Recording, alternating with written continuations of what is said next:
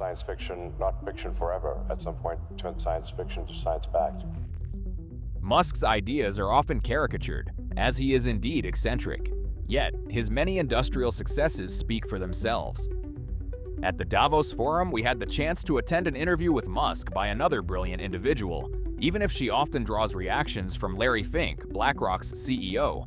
It is therefore with pleasure that I offer you my analysis of the most interesting key points for a channel like the Macro Capitalist from this very special interview that truly stole the show. And first of all, while Musk is seen by many as having a rather singular ideology, which isn't wrong, you should know that for people like Larry Fink, Elon Musk represents an unparalleled industrial success story. So yes, we can see a touch of flattery there, because that's common in such circles. But beyond that, he quantifies Musk's success by contrasting it with his own. Okay, I'm going to, as I said, I'm a pretty proud CEO of BlackRock since we went public. The compounding return of BlackRock to our shareholders was 21%. Since Elon took Tesla public, his compounded return is 43%. It's this genius that leads to the financial striking power which today allows Musk to transition from theory to massive industrial scale execution. So the first crucial point to truly grasp Musk's vision is to understand that his primary objective is to maximize the future of human civilization. For him, this fundamentally means expanding consciousness beyond our planet, because nothing tells us at present that human consciousness isn't an exception in the universe. Musk uses a very specific image of his own. He sees consciousness as a tiny candle in a vast darkness, a fragile flame that could be extinguished by the slightest breath. And he adds with a touch of irony that if there were any proof of extraterrestrial life, he would be the very first to know, thanks to his 9,000 satellites in orbit. And he confirms it is quite obvious that SpaceX has never had to perform a maneuver to avoid a UFO. I think if anyone would know if there are aliens among us, it would be me. And we have 9,000 satellites up there, and not once have we had to maneuver around an alien spaceship. In short, for him, the universe's silence is an invitation to act, given that we know of no other life forms elsewhere. We must therefore behave as if this candle were unique. This image is reminiscent of Carl Sagan's, for whom human civilization was but an extremely rare moment in the history of the cosmos. It is for this reason, according to him, that he created his companies. SpaceX, to provide human consciousness with access to space, Tesla, tasked with bringing functional robotics into existence, and finally xAI, to establish Musk's empire as a leading player in AI. Now, I'd like to make a quick remark. Often Musk is associated with wanting to leave Earth so the most privileged humans can go live elsewhere, particularly on Mars. In other words, instead of repairing Earth, he's credited with preferring to leave it and abandon everyone else to a living hell. To be completely rigorous and intellectually honest, I believe that's a fundamental misinterpretation of his statements. For him, the Earth is undeniably precious. However, he fully understands that terrestrial life is inherently precarious by its very nature. Therefore, one of the most crucial ways to preserve human consciousness is to extend its reach to multiple planets. He never talks about abandoning Earth. He talks about reducing the risk of extinction. These are two completely different things. It's exactly the same reasoning as that which is used in engineering. You never stake everything on a single point of failure for the entire system. Put another way, if Earth were to encounter an event that would pose an extinction risk, then either a presence on Mars would indeed allow the adventure of human consciousness to continue throughout the universe. Or, even better, the resources available to humanity on Mars might perhaps enable Earth to overcome a potential existential crisis. My opinion is that Musk perceives human consciousness as a global entity meant to develop and solve problems, not to flee from them. Furthermore, regarding our survival, it would depend on yet another technological advancement that Musk intends to validate this year: Starship's full reusability. You must realize that if this ever works, the cost of accessing space will drop by a factor of 100. Hopefully this year we should prove full reusability for Starship, which will be a profound invention because the cost of access to space will drop by a factor of 100. We would transition from luxury space transport to a cost per kilogram comparable to that of current air freight, so space vacations might not be as far off as we could possibly imagine. The fundamental breakthrough that gets the cost of access to space, we think, below the cost of freight on aircraft, under $100 a pound type of thing easily. A little further in the interview, he discusses the topic of sustainable abundance, which has become Tesla's official mission. In the benign benign scenario of the future that the robots will actually make so many robots and AI that they will actually saturate all human needs. And that's where we truly see the character's full ambiguity, because literally, just a few seconds earlier, he tells us we must be careful not to end up in a Terminator-style scenario. Without its issues, I mean, we need to be very careful with AI. We need to be very careful with robotics. We don't want to find ourselves in a James Cameron movie, Terminator. He's great movies, love his movies, but we don't want to be in Terminator, obviously. But that's quite a powerful paradox. He builds the very tools meant to serve our emancipation, all the while fearing they might become the instruments of our own extermination. Anyway, let's close this brief digression. And to put it quite simply, Tesla's core mission is to produce robots at an ever more accessible price point, equipped with the most powerful artificial intelligence possible. The ultimate goal is this: that all productive activities currently performed by humans today be accomplished by robots.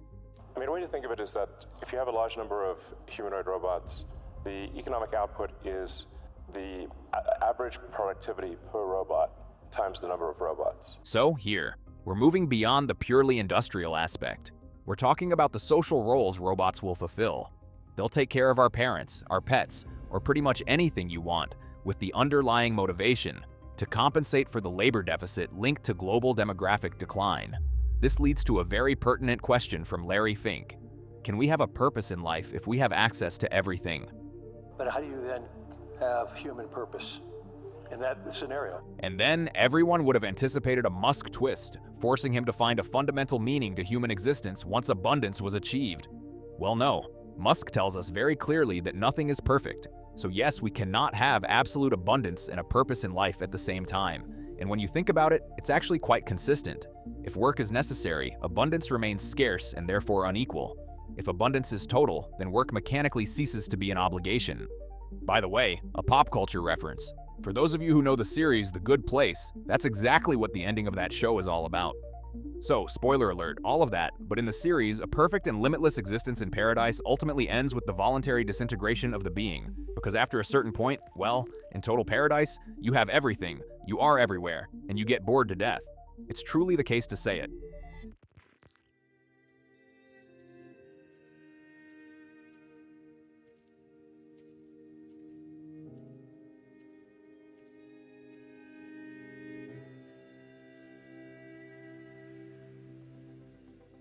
We need to dwell on this a bit, as the subject is very clear. What we call having a purpose in life fundamentally consists of conquering something, whether it's the love of your children or discovering new continents. If all your desires are satisfied because you have a good genie from a lamp who grants all your wishes. Having a purpose in life also seems inherently compromised by its very definition. That's a very slippery slope when you begin to delve into this kind of reflection. And furthermore, I believe Larry Fink fully understood where that discussion was heading, and it prompted him to quickly move on to something else. But what does this tell us about our current era? Musk's program, and I think that of a significant portion of the tech sphere, is to pursue the adventure of advancing consciousness and technology. Most of these people don't ask themselves if what they are doing is right or wrong. They simply observe the technical limitations they encounter and then try to overcome them one by one, because that is what investors demand from them to continue their funding, and because that is what clients, meaning us, generally expect. I believe that humanity fundamentally, and above all else, desires to push its boundaries. But if we consider it for a moment, this quest might lead us to the following two outcomes: evolution and, on the other hand, destruction. And this is an idea as ancient as Darwin's. Species don't vanish because they are inherently bad, but because they fail to adapt anymore. But let's therefore continue on our journey. Later on in the interview, Fink then asks Elon Musk what are the fundamental limitations to the progress of artificial intelligence. Musk responds that as a first order of magnitude, it's energy, and that the creation of computing power, like GPS today, only comes in as a second order of magnitude. And that really resonates with me, because fundamentally, energy represents the inherent capacity to bring about physical transformations. Now, there are essentially two main things we can accomplish with energy. Either we physically move or transform matter, or we generate and process information. And all of this energy is focused on enabling the emergence of an AI that is more intelligent than any human, and that, by the end of this year, according to his projections. Or at worst, he tells us, next year. And in 10 years, if the energy barrier does indeed break because we'd have a lot of things in space that would bring us the energy from the sun, then it's highly probable that we will see an AI come into being, surpassing the collective intelligence of entire humanity. Again, these are Musk's words. And then probably by 2030 or 2031, call it 5 years from now, AI will be smarter than all of humanity collectively. Another funny observation I wanted to share. Producing information has a greater transformative impact on the world than moving or transforming matter. My friend Didier Darcet and I often discuss this, and when I ask him how we could quantify this efficiency gap, he replies, "Well, it's easy, it's 10. But why is that? It's simple, because the human body dedicates 10 times more energy to the brain's functioning per kilo of matter than to all other organs in the body. Well, yes, look, a human dissipates about 100 watts. However, the brain uses 20 watts, even though it weighs only 1.5 kilograms, which is 2% of the total body weight of an average 70-kilogram human. So 20% of the total energy for just 2% of the weight means a consumption per kilogram that is 10 times higher compared to the rest of the body, such as the liver, the bones, the legs, the arms, or anything else you can think of. QED. So information truly predominates over the transformation of matter. But this leads us to that. From a purely materialistic point of view, how could I manage if I want to both satisfy all the needs of any human being, while at the same time leaving them at least an impression of free will so as not to depress them? Because being happy is, after all, one of their desires. My first observation is if I operate from reality, then I will have to, as a benevolent AI, displace or transform an immense amount of matter when he asks me to go to the moon or other outlandish wishes that contribute to his happiness. My second observation is if I connect directly to his brain, I can theoretically give him the perfect illusion of reality by expending at most 100 watts of energy per day, plus the auxiliary systems, to send him a full-color and 3D simulation, as we used to say when I was a child. So that's the most economical solution. Yes, that's absolutely the one, the Matrix. None of this is real. What is real? What's your definition of real? If you're talking about what you can touch, what you can taste, what you can see and feel, then what is real is only an electrical signal interpreted by your brain.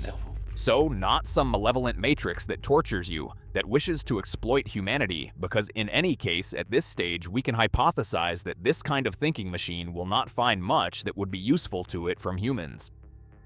No, we can hypothesize a benevolent AI that does exactly what we asked it to do. In Matrix, the machines are evil, they make humanity suffer, and everything related to the film is gray and ugly. But look, if we add some color, it's already better. And then, if we add some trees, a small begonia, birds, and people who are smiling, it would almost make you want to be there, I think. Now, I'm entering into the realm of total and purely personal speculation, but I'm tempted to draw a connection with statements Elon Musk often repeats to anyone who will listen. According to him, we live in a simulation. I'm not saying that the singularity is behind us and that we're already doomed. No, what I'm saying is that in Musk's mind, I speculate that the future looks like this. It's not because he's malicious, but because I believe he's aware that evolution naturally leads to this kind of future. That's his mental framework. Here, in this image, you are meeting Tesla's specifications. Absolute abundance for everyone, thanks to AI and benevolent robots who look after you and your needs. Of course, I must reiterate, all of this is merely speculation on my part. However, if you desire global, general, sustainable abundance, what you want for all, and you wish to transform matter to provide it to every single individual, it's simply not possible in terms of magnitude. Whereas with these small pods and electrodes that are implanted in the brain, in theory, in principle, considering the orders of magnitude, it holds up. So once again, this is purely a speculation on my part. I'm not claiming that this is his actual project, but I do find that this interpretation of his discourse is quite consistent with what he has said. Optimistic and excited about the future. Along these lines, in my discussions with Didier, I really liked something he told me. AI is another narcissistic wound for humanity after we learned that Earth was not the center of the universe. To conclude this part, I'll tell you, be careful of the genie in the lamp who promises you abundance, because sometimes we can get what we wish for. So there you have it, I wish you pleasant dreams. But then another question, what about the wealthy? Indeed, will they be treated in the very same way? Of course, I know absolutely nothing about it. On the other hand, if we operate on the assumption that they will still have the freedom to allocate their resources as they wish, perhaps they will then possess the ability to transform more matter than others. However, after a certain point, to understand the universe more profoundly than the human brain can, there is no other choice. We must evolve. It will then be the choice between transhumanism, or what I call the technological ceiling. The idea is that in a world where we have access to information that is richer than what our brain can process at any one time, both in terms of its sheer volume and its inherent complexity, if you do not actively increase the capacity of your own brain, there will come a point where, for you, it will feel like a technological ceiling has been reached from your personal perspective. That's pretty much exactly what must happen to a monkey. I think they've long since fallen behind on the evolution of technology. And Elon Musk, by the way, has already mentioned it, which is why he created Neuralink. That gives you a little more food for thought to keep you up at night. Next, there's a question about reversing aging, which we can address quite quickly, because fundamentally, aging isn't an inevitability. It's a function of life to allow living beings to evolve more efficiently. So to put it another way, it's a mechanism contained within our bodies. As Musk says, if this mechanism is scientifically understandable, then there's probably a solution to eliminate it. But if you're interested in it, I could make a video for you about aging, and consequently, reversing the aging process. So tell me in the comments below. For Musk, this biological synchronization serves as proof that it's not merely random degradation, but rather a program, an algorithm that, at least in theory, can be hacked. He then delves into orders of magnitude regarding energy, concluding that the sun represents almost 100% of the available energy in the solar system. The goal then is to capture this energy as efficiently as possible, to constantly push the boundaries of our societies. First in orbit with heliosynchronous space data centers, as he mentioned, then directly from the sun while we're at it. I think the case, it's a no-brainer for building solar-powered AI data centers in space, because as you mentioned, it's also very cold in space. If you're in the shadow, then it's very cold in space, just 3 degrees Kelvin. So you have solar panels facing the sun, and then a radiator that's pointed away from the sun, so it has no sun incidence, and then it's just cooling. It's a very efficient cooling system. Understand one thing clearly. As soon as we talk about firmly establishing an economic activity in space, it must become rational from a strictly economic perspective. Otherwise, we remain in the realm of symbol, prestige, or research. Now, the space environment completely changes the equation. There's permanent sunshine, no weather, no seasons, and above all, almost free cooling. In other words, all the constraints that drive up the cost of AI on Earth seem to disappear. If you want to know all about the economics of space data centers, I'll direct you to my Grand Angle Eco video on this topic. And it's precisely for this reason that Musk goes as far as to claim that the place where costs will ultimately be most compressed for deploying artificial intelligence won't be Earth, but space. The net effect is that the lowest cost place to put AI will be space, and that will be true within 2 years. So, in essence, these are the main points covered in this interview. In conclusion, my final feeling about Elon Musk is that he's neither for nor against, quite the contrary.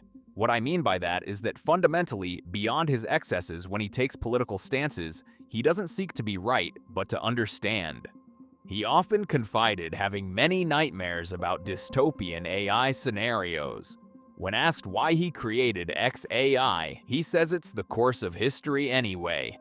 And since we're living in this era, he'd rather be an active participant in the fight than a grumbling bystander.